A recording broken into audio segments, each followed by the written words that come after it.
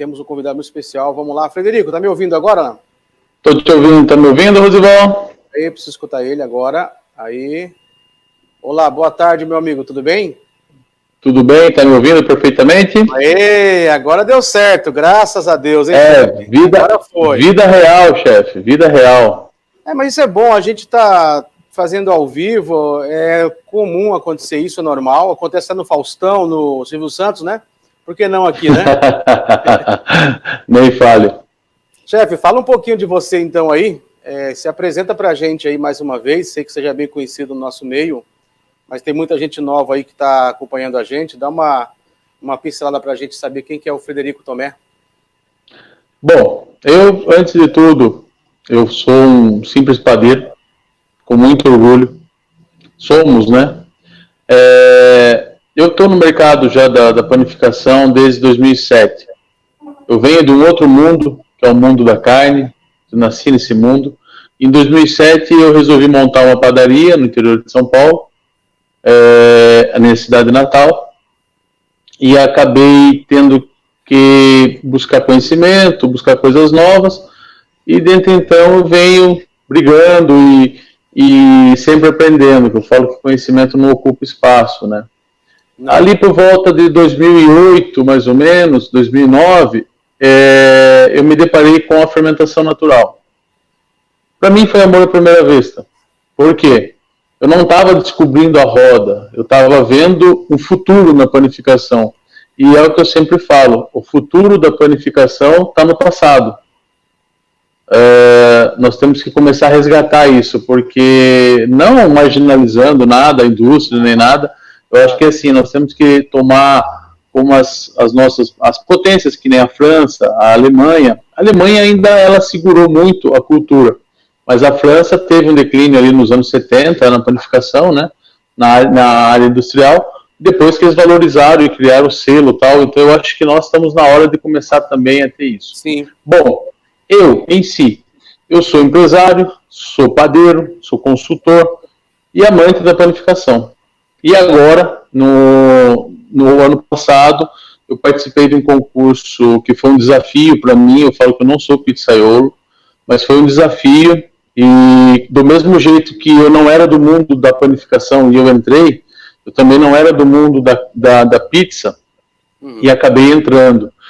Participei do concurso que teve na FIPAM, né, em 2019, consegui uma classificatória para ir para a Itália representar o Brasil no Mundial de Pizza, que seria em Parma agora, 2020, né, devido à pandemia, foi postergado para abril de 2021.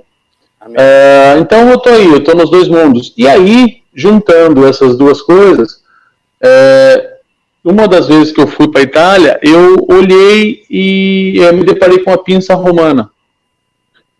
E aí eu venho hoje batalhando nela também, porque eu falo que ela veio para unir as duas categorias, padeiro e pizzaiolo.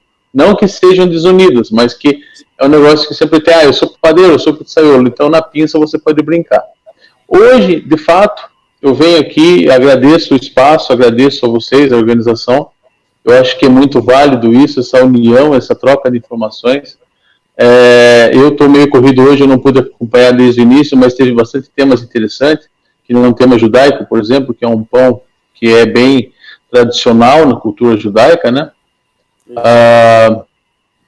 E muito gostoso, por sinal. Inclusive, eu vou tirar do forno aqui para não queimar. Pode ir falando aí, pode ir falando aí. Tá? Então, toma cuidado que eu quero perder o amigo. Toma cuidado para não queimar a rosca. Então, você sabe que padeiro aí queima a rosca, né? Eu vou perder o amigo, mas eu não vou perder a brincadeira. Eu também sou assim, não tem problema não, a gente tem que falar mesmo. Olha só, ele nem tá aqui, acho que ele deu uma saidinha, mas eu vou tirar aqui para ele. Pode ir falando aí, fica à vontade, eu vou tirar... Então... Acho que pode assar mais um pouco, mas eu vou tirar antes para não queimar, tá bom? Vê se ficou legal. Toma cuidado. Ficou legal, ficou bonito, hein? Tá bonito, né? Tá legal, né? Muito bonito. Vou deixar que ele depois apresenta pra gente aí, mas pode ir falando aí, tá, Frederico? Fica à vontade. Vamos lá. Então, o que acontece? Nesse meio, eu adentrei esse meio, chegou um ponto que eu estava na minha padaria e eu me vi fechado, não queria conhecer outros mundos e expor um pouco meu conhecimento e também buscar mais conhecimento. eu me deparei com a parte da consultoria. E aí eu me lancei no mercado, e eu venho já há mais de 5 anos, tanto na parte de implementos, né, de máquinas, quanto na parte de insumos e produtos. O porquê, Rosival? Porque tudo que eu sofri na padaria, tudo que eu sofri com a padaria, e eu falo sofrimento no bom sentido, que é o sofrimento de aprendizado, né? Sim. Eu encurto o caminho hoje para as pessoas. Que nem, por exemplo, eu preciso montar uma panificação, eu preciso montar uma boulangerie, eu preciso fazer algum produto, eu preciso melhorar o que eu já tenho. Eu vou lá e faço essa contribuição. Ou seja, não que eu sei tudo, mas eu posso estar encurtando caminhos para essa pessoa. Sim. Então eu vendo esse encurtamento de caminhos, que é o que nos ajuda, né? E essa troca de informação também é muito válida, né? Sim. E nessa brincadeira, o símbolo da minha padaria, quando eu comecei, eu falei, eu quero fazer o melhor pão francês.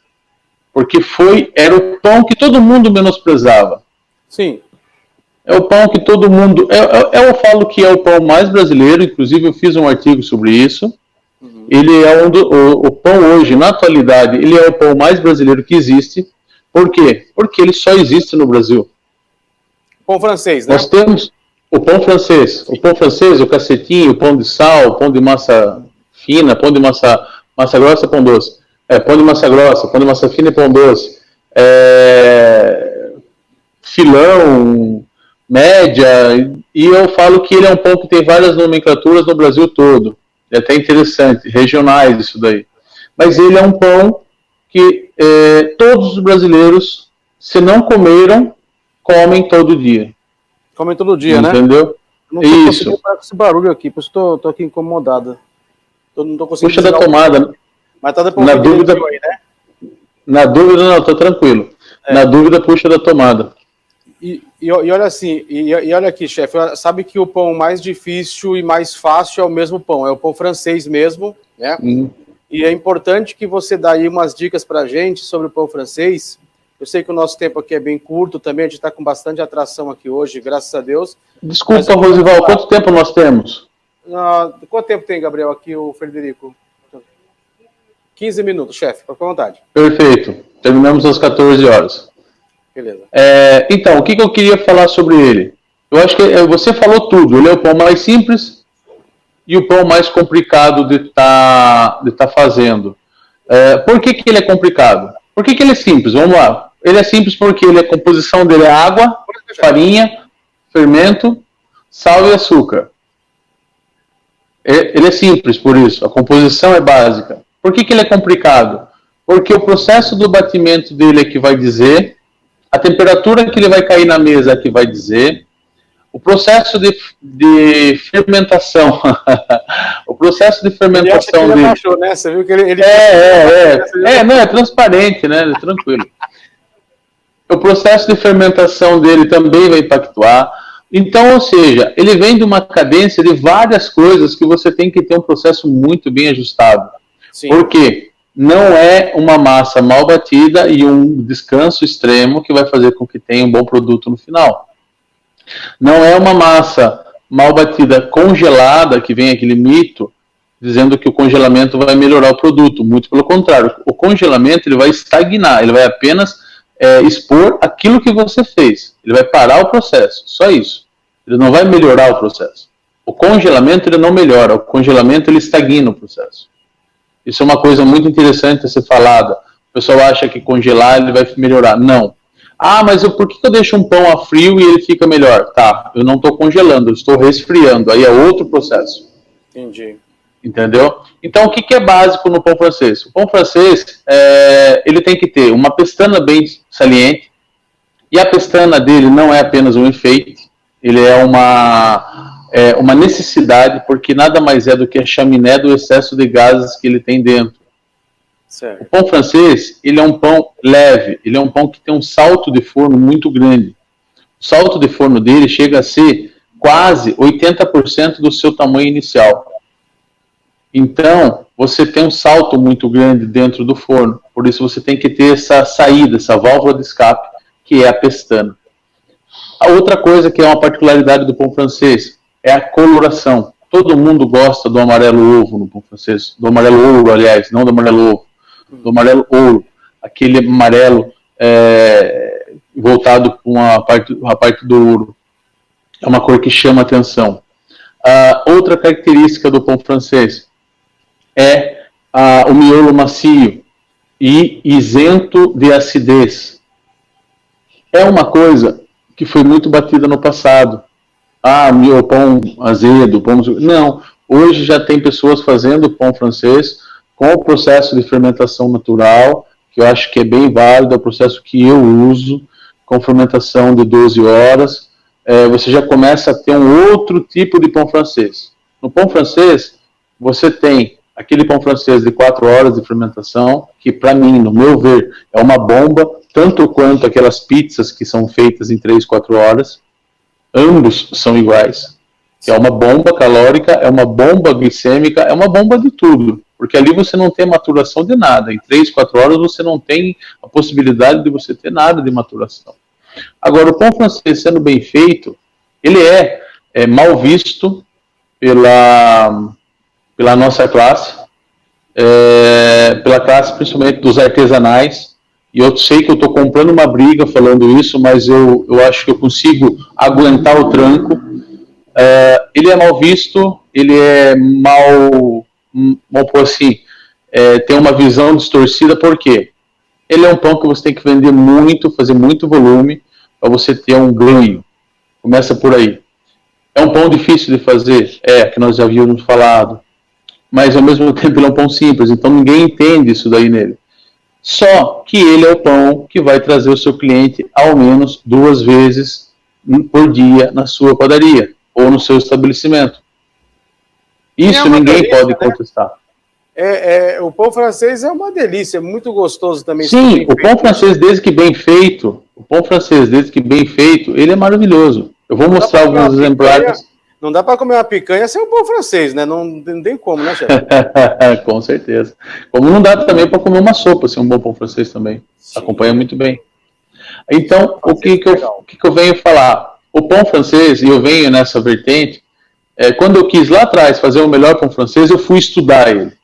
Certo. Eu fui ver as formulações de farinha, eu fui ver o porquê que tem batimento, o porquê que não tem. O porquê que eu tenho que bater mais, o porquê que eu tenho que bater menos, qual o melhor tempo de fermentação do pão francês. E eu cheguei no padrão meu, que já faz mais de 10 anos que eu venho nesse padrão, e até o símbolo da minha padaria são 3 pão franceses. Hoje eu faço uma quantia até que razoável, uma cidade pequena, dou emprego para muita gente, porque eu preciso disso. Agora, o porquê que o pão francês leva o seu cliente 2 vezes por dia na sua padaria? O porquê essa palavra 2 vezes e não uma semanalmente? Porque a durabilidade de um pão francês é de 4 horas. A durabilidade que eu digo, a durabilidade da crocância, a durabilidade do aspecto como ele saiu do forno. Pós-forneamento, né? A durabilidade dele é de 4 horas. Quando você assa num forno de lastro, você tem um outro processo, você pode ter até uma durabilidade de 6 horas. Mas nos convencionais, no forno turbo que nós usamos hoje, ventilado, é 4 horas. Ele já começa a perder as características. Ele começa a ficar macio, ele começa a perder aquela crocância. Então, tudo isso. Então, o cliente nunca vai comprar um pão de manhã para ir comer à tarde.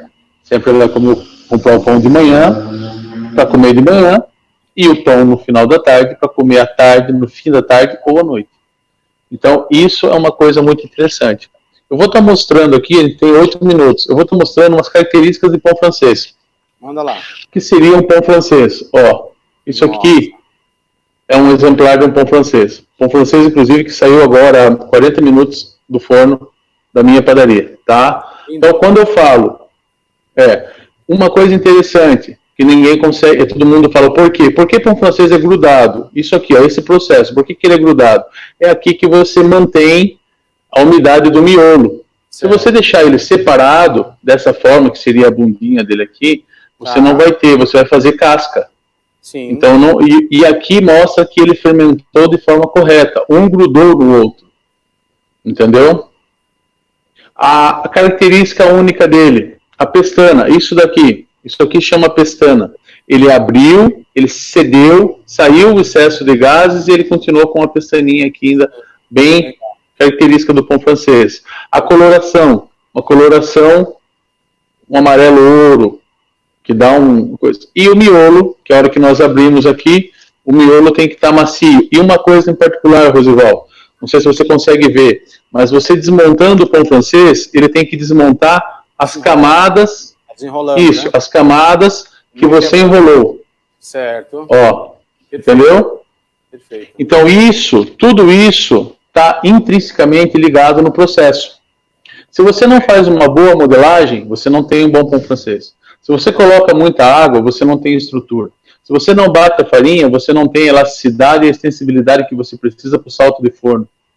Então, tudo isso eu falo quando eu dou o curso, eu explico, eu mostro, eu ponho as cartas na mesa, eu não escondo nada. Eu ponho ali, não existe segredo, existe seguir processos.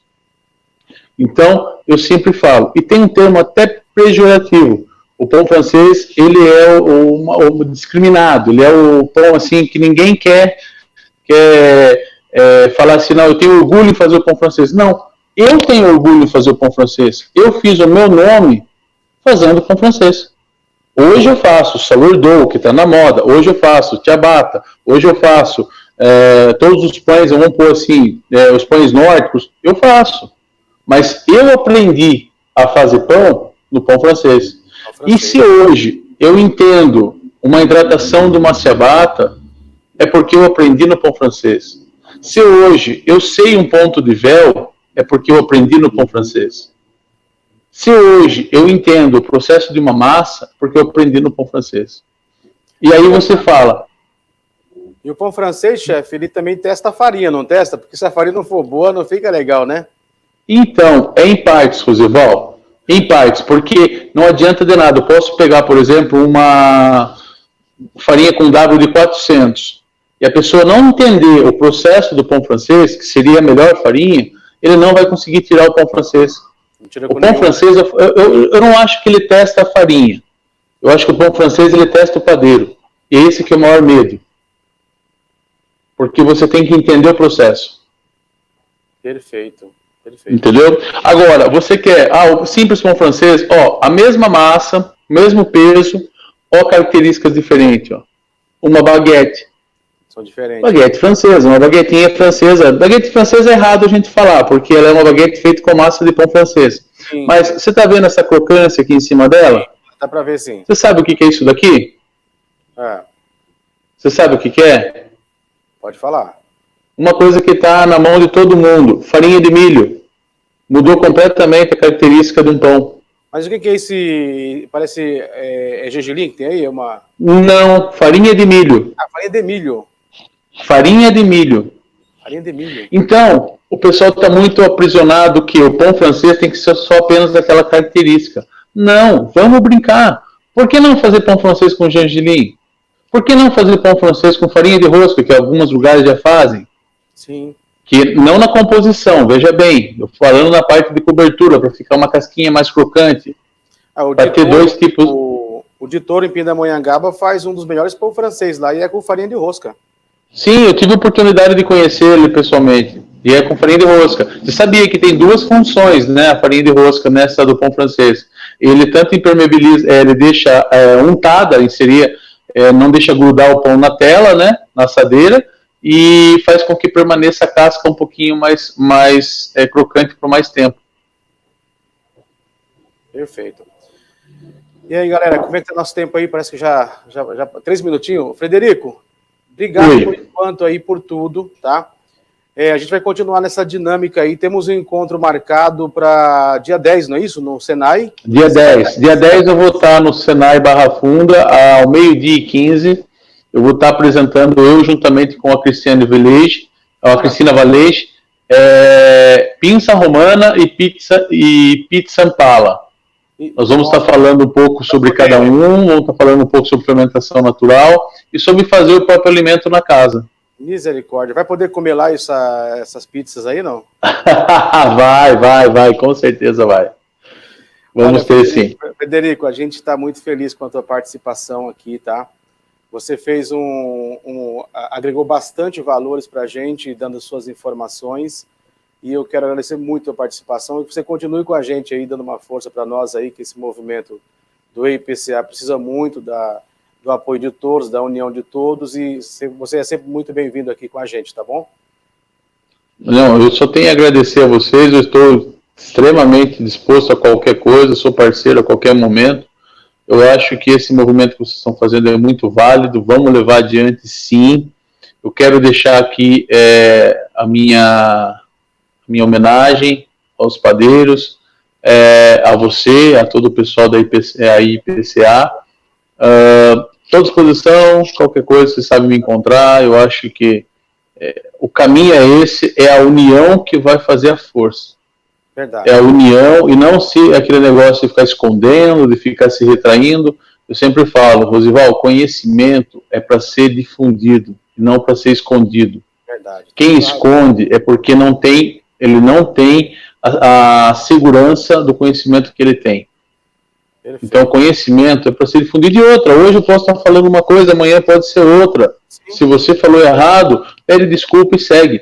É como o Juscelino falava, eu não tenho compromisso com o erro. É verdade. Juscelino já falava, eu não tenho compromisso com o erro. E é a pura verdade. Se eu errei, vamos lá e corrige. Então eu acho que isso que é muito válido. Não você jogar o ego, não deixar o ego prevalecer. Dividir informação, fazer como vocês estão fazendo. Olha quantas coisas novas vocês estão trazendo, coisas que às vezes as pessoas nem têm noção que existiam no Brasil. Né? E bola para frente, é assim mesmo. E viva a nossa panificação. Eu acho que a panificação brasileira está tendo um salto gigantesco com esses movimentos que estão tendo. É verdade. Um forte abraço, meu amigo. Até a próxima. Fica com Deus, tá? Forte abraço. Tchau, tchau. Agora vamos